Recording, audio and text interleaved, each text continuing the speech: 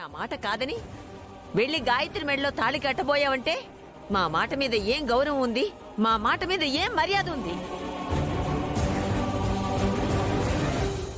బామా అది కాదు. మాట్లాడుకురా. నువ్వు మాట్లాడే అర్హత కోల్పోయావు. రే అనంతు, నీకు ఊర్వశి అంటే ఇష్టం లేదని చెప్పరా? నాన్నా, నీకేం తెలీదు. నువ్వు కామ్గా ఉండు.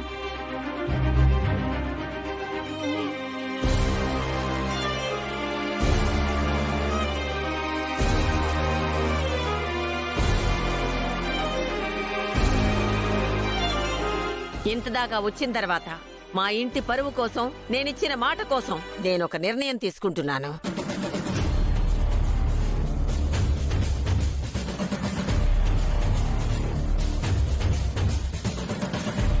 అది ఎవరికి ఇష్టమున్నా లేకపోయినా పాటించాలి.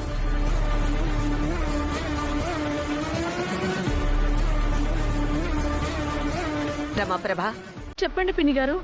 వెంటనే ముహూర్తం ఎప్పుడుందో చూడు.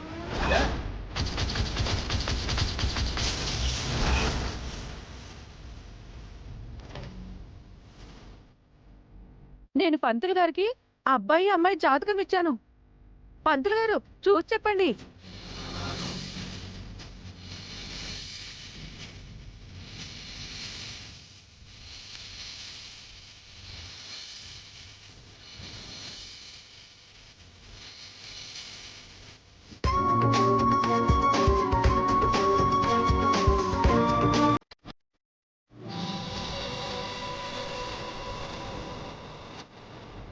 అమ్మా, అబ్బాయి అమ్మాయి జాతకాల ప్రకారం రేపు సాయంత్రం 4:44 దివ్యమైన ముహూర్తం ఉంది.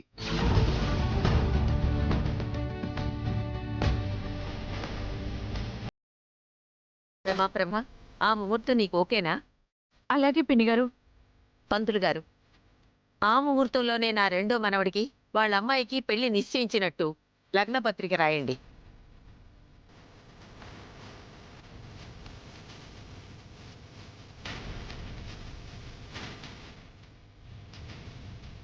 అమ్మా, విశ్వావసునామ సంవత్సర చైత్రమాస ఉత్తర ఫాల్గుణ నక్షత్రం త్రయోదశి గురువారం 4:44 శ్రీ శ్రీ పర్వతనేని వాసుదేవ్ యశోదగార్ల కనిష్ట పుత్రుడు అనంతకృష్ణకు మరియు తోట ధర్మయ్య గారి రెండో కుమారుడు విశ్వమూర్తి రమప్రభల కుమార్తె ఊర్వశికిచ్చి వివాహం చేయుటకు పెద్దలు నిశ్చయించినారు.